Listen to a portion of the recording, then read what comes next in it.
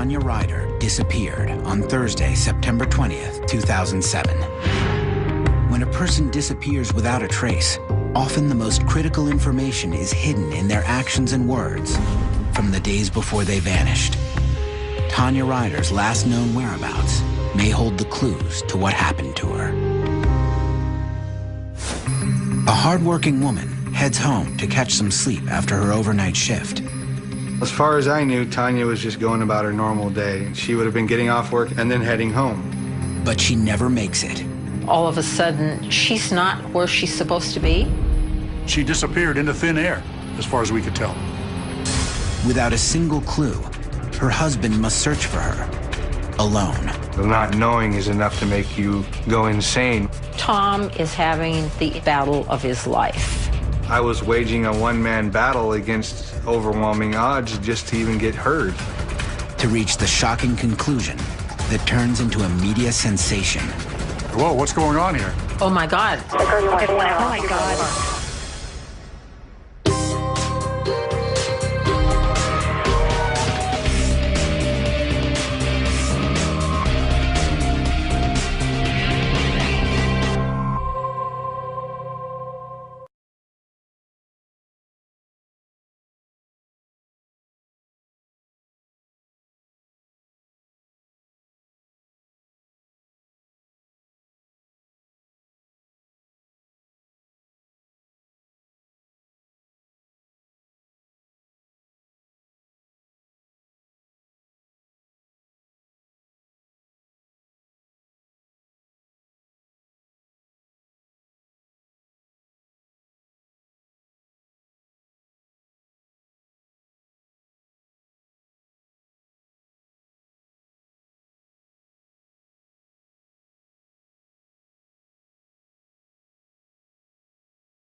She was a dedicated worker. If she said she would be there 5 minutes early or 15 minutes early, she was there on the dime. Tanya's husband, 39-year-old Tom Ryder, also works 2 jobs. By day, he clears land for new housing. By night, he delivers pizza. We were working insane hours, but we had a goal in sight. They're building their dream house, overlooking the tranquil Puget Sound. Well, the idea behind all of this work and all of these hours was to make sure we had enough money to complete the house. Well, they felt that if they put in a lot of hard work and a lot of long hours, that they could eventually slow down and enjoy the house and each other. Tanya and Tom have been happily married for 7 years. Like many couples, their personalities are actually quite different.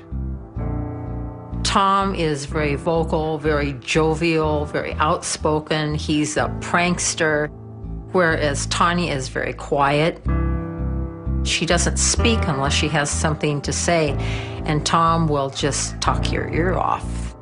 I'm an outgoing, boisterous idiot. Tanya's the other half of me. She's able to keep me in line. If you have Tanya here, you have Tom there to balance her. This is the marriage made in heaven. For now, Tom and Tanya Ryder are living in a house in Maple Valley.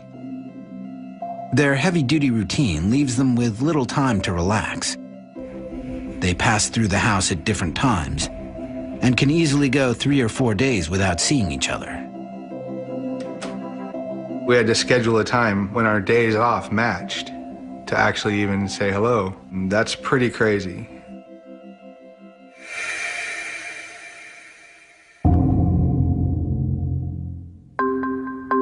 On Wednesday evening, Tom and Tanya enjoy a rare moment of togetherness. She was home that night when I got home, so we actually got to talk a little bit and have a little, family time. I made her laugh, she made me laugh. Later that night, Tanya works her overnight shift at the grocery store in Bellevue. At 9 a.m. on Thursday morning, Tanya leaves the store and starts to head home. Well, as far as I knew, Tanya was just going about her normal day. I mean, she would have been getting off work at 9 o'clock, having breakfast, and then heading home.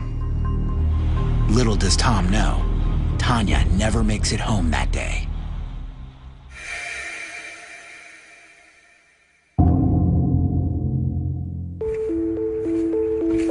3 days since Tom last saw Tanya, he's on the job, clearing a housing tract in Maple Valley. The city was requiring the wetlands be cleared of all what they called hostile vegetation, which is like blackberry bushes. Around 10 a.m., Tom's cell phone rings. It's Tanya's boss at her daytime job in Bellevue. She tells me that Tanya hasn't showed up to her last 2 shifts. And I'm thinking to myself, I don't want to get Tanya in trouble. Maybe she just overslept. I'm trying to keep my calm and telling her, well, I'll try and get a hold of Tanya and have her call you. Concerned, Tom immediately calls Tanya's cell phone. I started walking back to my truck and dialing Tanya's phone number. She didn't set up her voicemail, so it goes to the little message that says, the cellular customer you are trying to reach has not set up his voicemail box yet. The mailbox cannot accept new messages at this time. Please try again later. Goodbye. She may not answer anyone else's calling in, but she'll answer mine. So now I'm starting to worry. Tom drives to their home in Maple Valley, thinking that perhaps Tanya is there. I make it to the door and I go, Tanya! And no answer, so I go and I check the downstairs. I double back and go up the staircase, and we have 3 bedrooms up there, and she's not in any of them. Tom checks the garage. Tanya's car is not there. The more I'm checking and not finding her, the more the panic is building inside me. Desperate to locate Tanya, Tom makes an emergency phone call. 911, what are you reporting? My wife didn't show up for work last night, and she's not home, and I haven't heard from her in 2 days. Can you just check and see if there are any accidents involved on your rider, R-I-D-E-R? I'm not showing any injury accidents in that area, but I can connect you with State Patrol, and you can check if there are any injury accidents on the freeway. The 911 operator tells him there are no reports of an accident on the highway either. But this doesn't bring Tom any relief. In a single morning, Tom's world is turned upside down. So at this point, I start to I'm losing it. I start thinking about what could have happened. For Tom, the reality of the situation starts to set in. No one has seen Tanya since she left her overnight shift at the grocery store Thursday morning. Tom realizes, oh my God, she's been gone and unaccounted for in everybody's life for 2 days. Coming up, the clock is ticking, and Tom is struggling to get police to investigate Tanya's disappearance. I was furious. I was not going to let them not do their job.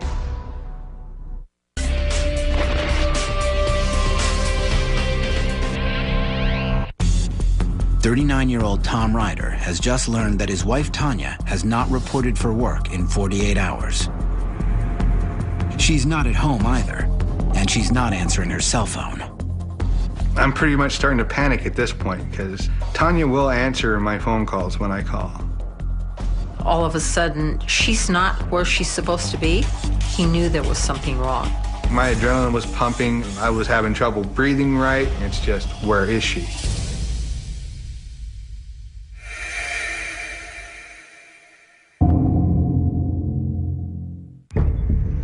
There is one more place Tom Ryder thinks to check.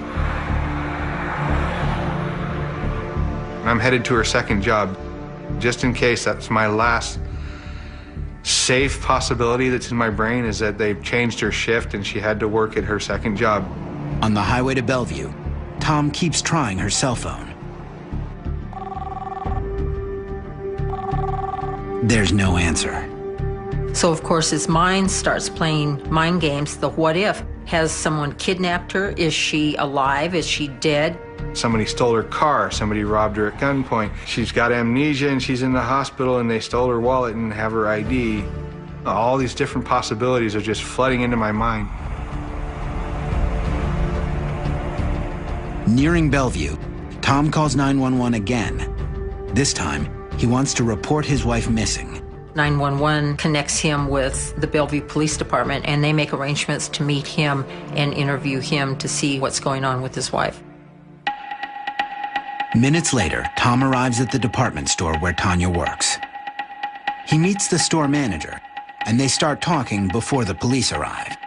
The manager tells Tom that Tanya is due at the store within the hour for her regular shift at 1 o'clock that day. Tom waits anxiously to see if Tanya will show up for work. My brain is still trying to cling to the safe possibilities. It's still trying to believe that she's going to be here and everything's going to be all right. 1 o'clock passes. No Tanya. When she had a schedule, she stuck to it. And so Tom knows that when she has not shown up for work, he has a reason to be really alarmed. For Tom, there is no longer any question about it. Tanya has truly disappeared. It was painful and scary, and it was like someone had just torn duct tape off of my eyes. I was in a mode that I hope no one ever has to go through. Soon, responding to Tom's 911 call, a Bellevue police officer arrives at the department store. He questions Tom. What does your wife look like? When was the last time she was seen? What was she wearing? Have there been any disputes between you? The officer determines Tanya's last known whereabouts were at her nighttime job. Immediately, they call the grocery store to speak with Tanya's boss, who is able to locate a security video that shows Tanya leaving the store at 9 a.m. on Thursday, September 20th. It's the last time anyone sees Tanya Ryder. The tape showed Tanya leaving, walking into the parking lot, apparently normal. No one was following her. They do have her leaving at 9 o'clock in the morning, Thursday the 20th, and getting into her car and driving away. She didn't look stressed, like she was being followed. Because the tape shows Tanya heading home to Maple Valley in her own car, on her own free will, the officer informs Tom he will have to refile a report with the King County Police. John Urquhart is a sergeant at that precinct. Bellevue decided she lives in Maple Valley, our jurisdiction. Therefore, the King County Sheriff's Office will have jurisdiction. Tom immediately heads back to his home in Maple Valley. I know, based on a conversation I had with the officer, that I won't get referred to the right 911 operator until I get closer to home. As soon as he crosses the county line, Tom calls 911 from the car. This time, he's connected to a King County emergency operator. My wife is missing. My wife's name is Tanya Ryder. He goes through the story again, and he couldn't find any record of her being in an automobile accident, so there had to be some other explanation what had happened to her. And he was quite insistent. Something else is going on here. You need to help me. Tom urges the King County operator to file a missing persons report for Tanya, but the operator declines to file the report. Before anything else can happen, the operator tells Tom, he must check the local hospitals and jails for Tanya. The moment that I'm making those phone calls, calling the jails, calling the morgues, calling the hospitals, I'm praying that it's the wrong way, that I'm looking in the wrong direction, but I have to look. There's no record of Tanya anywhere.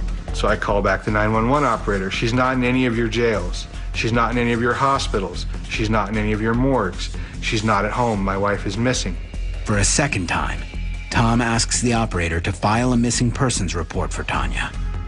Just because she's missed work, did you guys have any arguments?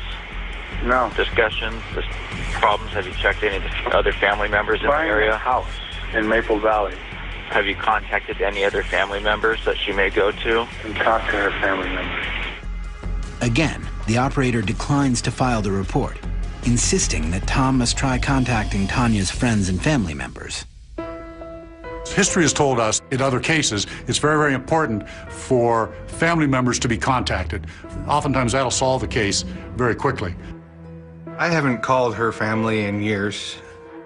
I called each and every one of them.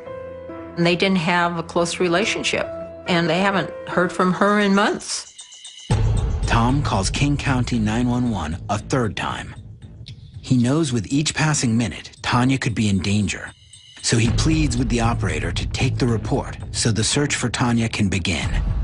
He's very, very insistent. He says, I've called the family members, I've called the hospitals, I've called the morgue, I've called the jail. I've done all you've asked me to do.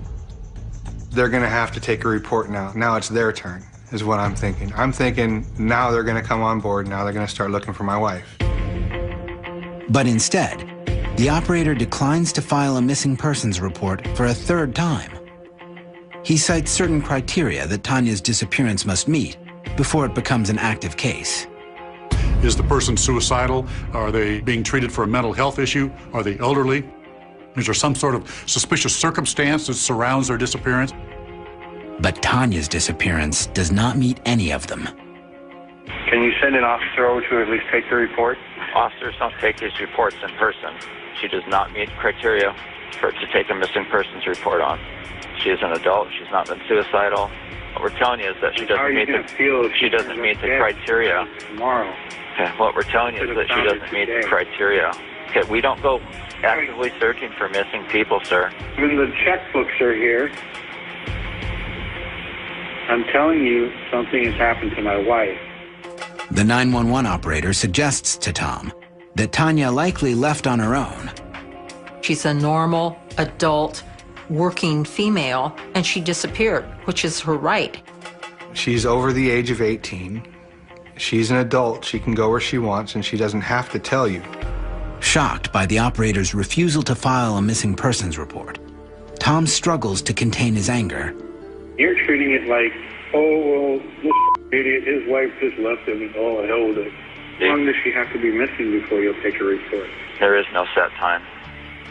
What you're telling me is unless she turns up dead, you're not going to care. At this point, I am trying very hard to keep an even keel in my voice. If I knew where he was, I would have been down there forcing his hand to write the report. 4 days after she was last seen, no official search for Tanya Ryder is underway. 3 911 calls from Tom Ryder have failed to initiate an investigation, and he fears that the longer it takes to start looking for her, the less likely they will find her alive.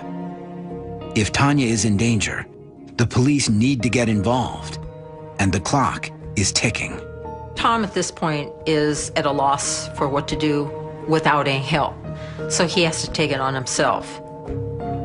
Tom contemplates going to the police station to make his case in person, but he fears that they too will reject his plea to start an investigation. Instead, he decides to take matters into his own hands by involving the media. I figure I'm gonna force their hand. I figured I'm not gonna let them not look for my wife. I'm gonna call the media and make it loud and messy. But the news station requires a police-issued case number in order to run a missing person story, to avoid inadvertently reporting false information. It's a catch-22 because they can't run a story without a case number, and on the other hand, Tom can't get a case number. He has opened every door to obtain an answer, to point him in the right direction, to give him the next step, and all the doors are slammed in his face. All he can do now is try to search for Tanya on his own. As night falls across the Northwest, Tom Ryder drives up and down the roads of Maple Valley, Washington, looking for his missing wife. I was just driving back and forth, scanning the edges of the road, looking for any indication that a car had left the roadway. He's looking everywhere. He's looking in people's windows as he drives by. He's looking for accident scenes. He's looking for grease on the highway. I lost count on how many times I went back and forth. I was panicking. Late that night, Tom thinks of one final scenario. Perhaps Tanya has retreated to the site of their future dream house. Maybe she's just frazzled and she's out at the property trying to relax her nerves. I'm not believing it for 1 second, but there's no way I'm not going to go check. Tom drives 92 miles to see if Tanya is there, but she is still nowhere to be found. Hours are ticking by, minutes are ticking by, and Tanya is still missing. Coming up, Tom fights to get his wife's case activated. These people aren't helping me. In fact, they're standing in my way. And inside me, something snapped.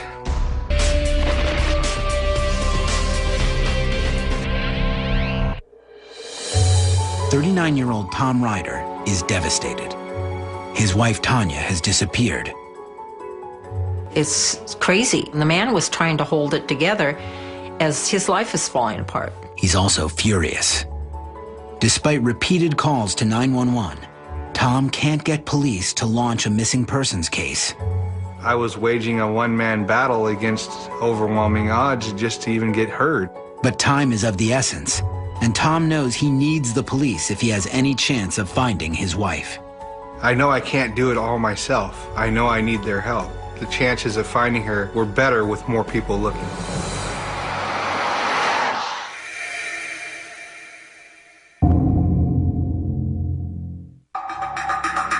Four days have now passed since Tanya Ryder went missing. Tom makes his fourth call in 48 hours to 911. Operator 65. It's Tom Ryder again. This time, to Tom's surprise, he gets a different response. This different operator made a different subjective decision from the standpoint that Tom had done everything else we'd asked him to do, and she's still not home. I believe that she suddenly met the criteria because they figured out that I wasn't going to go away. What's going to happen is we're going to list her, and if someone runs her name anywhere in the country, they will know that she is missing and they'll call. The King County Police finally agree to take a missing persons report. And he's really kind of shocked. Wow, the door opened. The name Tanya Ryder is finally in the system. And they said, well, we're going to send an officer out to take your statement. And that was a great relief for Tom. He couldn't relax, but at least he could grab a breath. 5 hours later, a King County police officer arrives at Tom's home in Maple Valley. He hasn't even gotten out of the car yet, and I'm standing there waiting for him at his door. I tell him the same things that I told the 911 operator. I need your help to find my wife. Tom invites the officer to search his home. I say, if you'd like to search my house, you don't need a warrant. You can look right now. Tom wants the police department to know, I want you to do whatever you have to do in the least amount of time to do it in order to find my wife. There's something wrong. I feel like she's in danger. Although Tom is being very forthcoming, in these cases, the husband often becomes the #1 suspect. He asked me to wait in the driveway because he wants to search the house without me leading him or anything like that. We're real interested in kind of looking around and determining, did she pack a bag or personal items missing, wallet, credit cards, money, that sort of thing. He doesn't see any blood spatter. He doesn't see furniture turned upside down. He doesn't see any indication of dispute. He noticed the things that I was telling him, that her paychecks were on the banister, her bank card was on the counter. Nothing was missing from the house, and in fact, some of her credit cards were still there. The officer tells Tom that a King County sergeant will still have to determine whether or not a detective will take the case. So again, Tom is kind of 1 step forward, 2 steps back. But meanwhile, Tanya's disappearance has a case number now, so the media will run the story. He gets it out on the news to let the public know that his wife is missing. Bellevue police say a surveillance tape shows the 33-year-old 5'10" blonde woman getting into her car and driving away as normal as can be. Tom says there is no reason for her to run away, and now he's putting up a $25,000 reward to help find her. I called every local media outlet at this point. I was going to make sure there was going to be an investigation.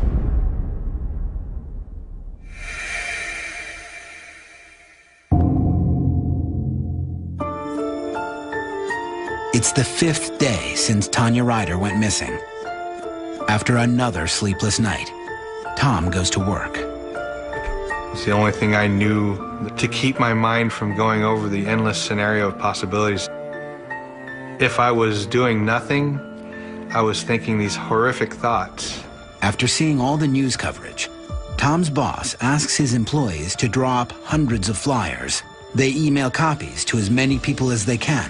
By 10 o'clock that morning, they had flyers from Canada all the way down to Oregon and all the way over to Utah. They, of all the people, knew what type of a couple Tom and Tanya Ryder were and how devastated Tom was. So anything that they could do and jump in and help him, they were there. At King County Police Headquarters, officials finally decide to hand Tanya's case to a detective. So we didn't find anything that really told us she left voluntarily, nothing that said she didn't leave voluntarily or had been a victim of foul play. So at that point, there certainly was enough questions as to where she was, so the detectives needed to do follow-up work beginning first thing Monday morning. To start the investigation, the detective needs Tanya's banking information so police can track any recent activity on her accounts.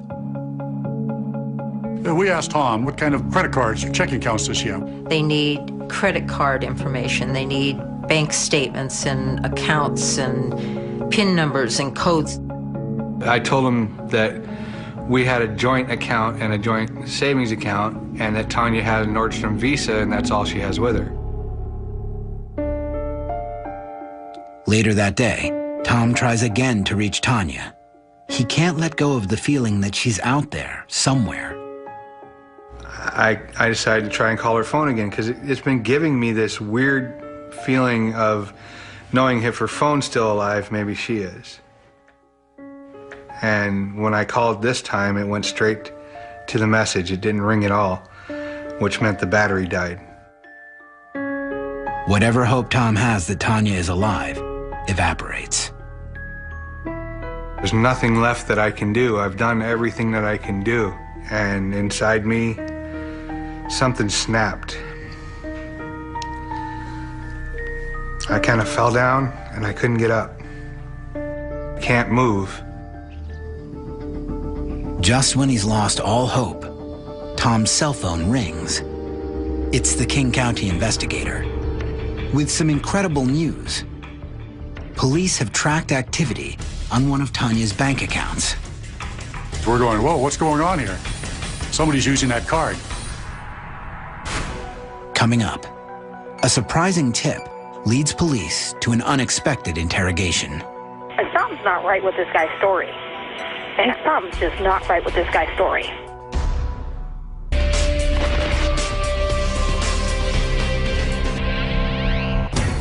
"39-year-old Tom Ryder is experiencing the single worst trauma of his life.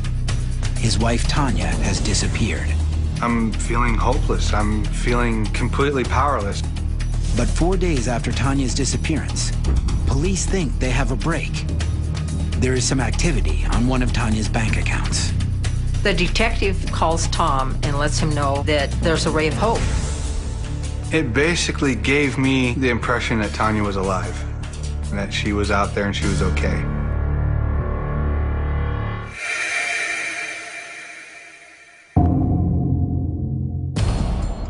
Tom calls the detective on his wife's case to inquire about the details of the new discovery. I asked her specifically what account she was monitoring that she saw activity on. She said, I saw activity on Tanya's checking account. As far as we knew, she had the only access to the account. Therefore, any activity on the account would be through her debit card. Unfortunately, there is a mix-up with the account information. I said, that's a joint account. That was me. I put the gas in my truck because I was out looking for it and ran out of cash. Tom realized it was his purchase off of the card, and it was nothing to do with Tanya. And so he was again devastated. Amid the confusion, one thing becomes clear. There is no activity on any of the accounts that connect to Tanya Ryder. Which means there are still no leads in the case, no evidence to suggest foul play, and no clues to where Tanya Ryder might be. There has to be some evidence of where she might be to give us a starting point, and we didn't have that. Again, she disappeared into thin air, as far as we could tell. Now that the bank records are a dead end, Tom demands police start physically searching for Tanya. A natural reaction for people is call out search and rescue, call out your helicopter, go look for her. But police insist that without a hard lead, there's little point beginning a search. Remember, we've got her leaving the city of Bellevue, driving 20-some miles to Maple Valley. That's a big area. So where do you search for Tanya Ryder? The reality is you don't, because she could have gone anywhere. Tom also demands that they check Tanya's cell phone records. He's also thinking, why can't they get information from the cell phone company? I knew they had the ability to trace a cell phone's location to within a cell tower's radius. But legally, the cell phone company can't just give that kind of information to police. The problem is people have a right to privacy. People expect that the police are not going to be able to trace their movements unless there's a reason to do so. In order to obtain the records, the phone company requires a warrant. But King County Police can't get one. In the state of Washington, to get a search warrant, you have to have probable cause to believe a crime has been committed. And at this point, we did not have probable cause to believe a crime had been committed. We didn't have an inkling or a suspicion that crime had been committed, much less probable cause. With no other leads in sight, King County detectives continue to pursue Tanya's cell phone records. Meanwhile, Tom is breaking down from the seemingly hopeless investigation. Tom is beside himself. He's sleep deprived. He can't keep food down, and he starts breaking down. He's wasting away, mentally and physically.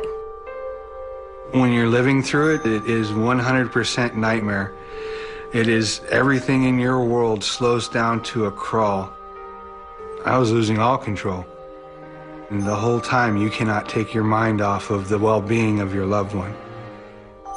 But the situation is about to get far worse for Tom. Tanya's boss at the grocery store where she was last seen calls police to voice doubts about him. This is calling from the Bellevue Fred Meyer store because I wanted to get some information for somebody because one of my employees is missing. Something's not right with this guy's story. And I just need to let somebody know that. Something's just not right with this guy's story.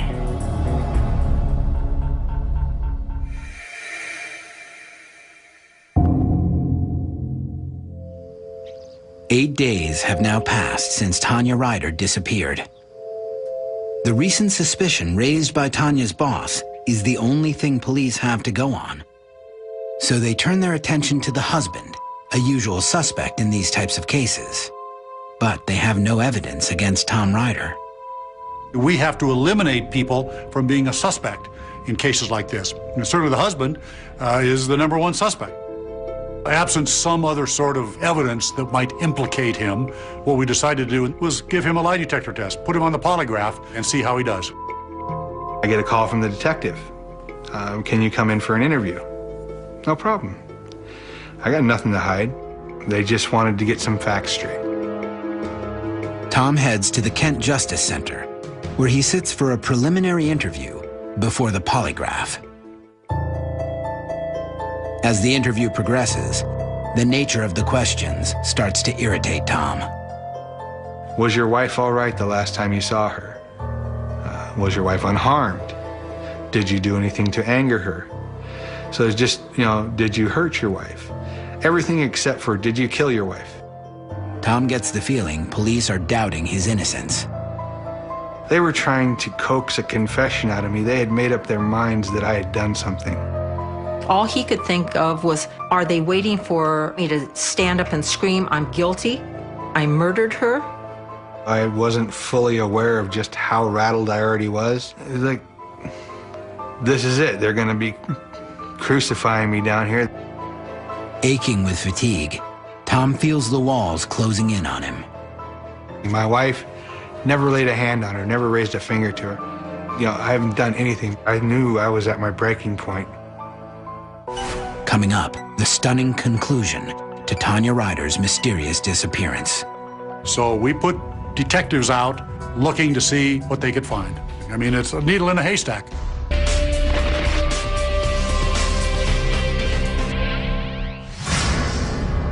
In the span of 1 week, Tom Ryder has gone from a loving husband to a person being questioned about his wife's disappearance. Now, Tanya's boss is raising suspicions about Tom to the police. Something's not right with this guy's story. And I just need to let somebody know that. Something's just not right with this guy's story. Since there are no other leads in the case, police ask Tom Ryder to take a polygraph. He's thinking, these people want to prove me guilty. They wanted me to rule myself out or convict myself.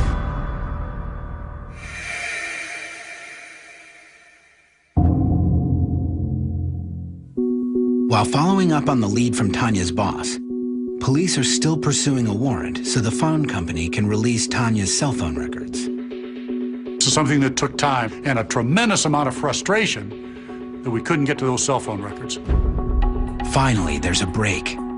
A sympathetic judge signs the warrant, and police are able to retrieve Tanya's cell phone records. The information they obtain takes the investigation in a completely new direction. The detectives were able to look at the records and determine which tower was accessed. They were able to narrow that down into essentially a pie-shaped area 3 to 5 miles out in a particular direction. The latest is that it's actually hitting off the southeast of that tower. We can give you the latitude, longitude of that tower. Within this area is the highway Tanya Ryder takes on her daily commute. So now we know she was probably on her way home. So we put detectives out walking down that highway looking to see what they could find. We fan out on each side of the roadway and just start walking down the shoulder. And this is a state highway. There's a lot of traffic, 50,000 cars a day on this roadway. I mean, it's a needle in a haystack. As detectives are grilling Tom Ryder, police continue with the Maple Valley Fire Department to search desperately for any clues. It could have been just the phone tossed out of the car, or it could be the whole car, or nothing at all.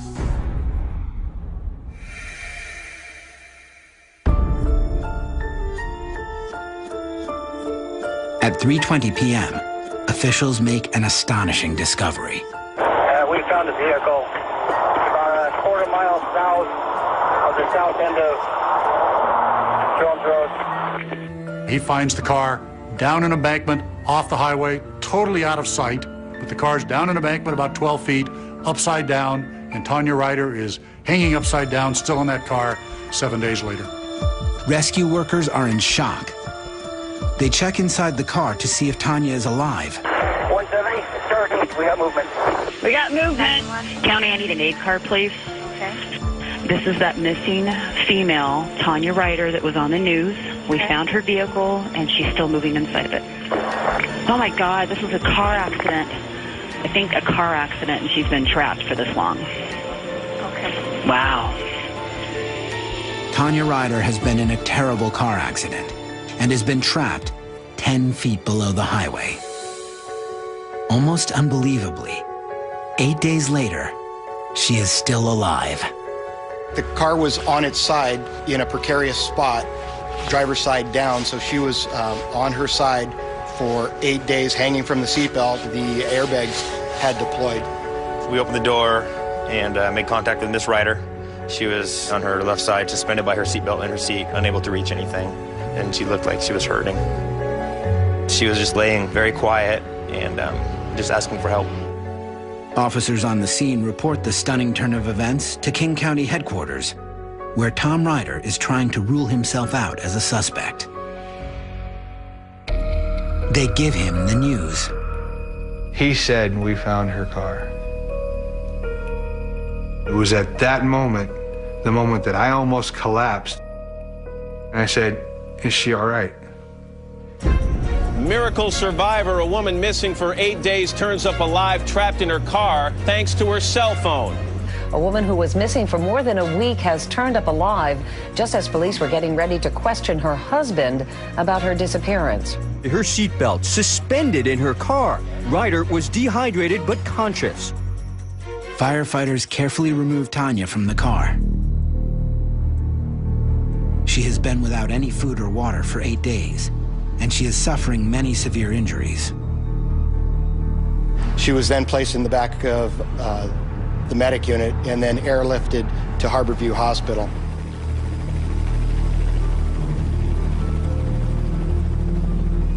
Her organs had started shutting down because of lack of water intake. She had broken bones. They thought that she was going to lose her leg. She was in horrible shape.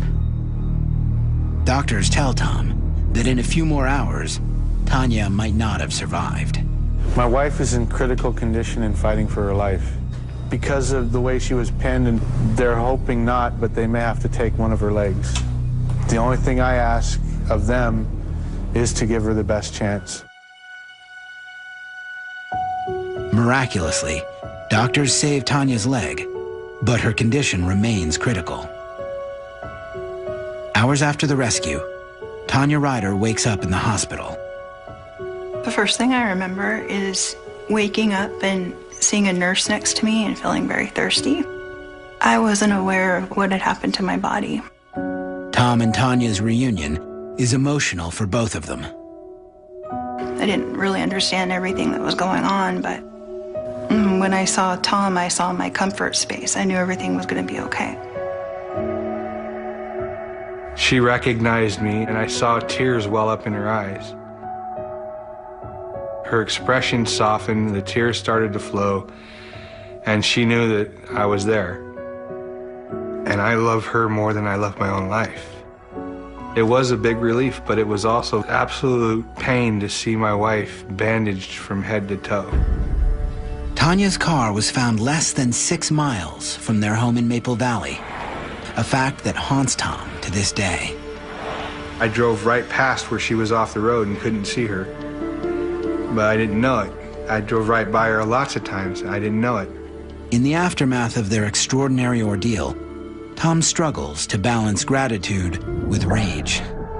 She was in that car for 8 days. All I know is no one else should have to go through what she went through, when the simple pinging of a cell phone could have led him to her an hour. 1 week after Tanya's rescue, the King County Sheriff holds a news conference and apologizes to the Ryders for the limitations of the sheriff's office in this particular case and for the frustrations Tom endured. Today, 3 years after the accident, Tanya and Tom still live in Maple Valley. Their dream house is on hold for now. Tom is working with writer Jan Sidnam on a book about Tanya's remarkable ordeal. I sure hope that no one else has to go through what we went through. That's our hope with this book. Tanya still struggles with physical repercussions from her time in the crushed vehicle. She says she retains no memory of the crash or what came after. Instead, she is sustained by the fact that she survived. I feel that God has a reason to have me here. Definitely a miracle. There's a higher power involved with why I'm alive. Some people aren't that lucky. Of course I feel lucky. How could I not? I got my wife back. I just try and take each day and appreciate what I have and move forward with that. Some days it's different than others, and I just take it as it comes.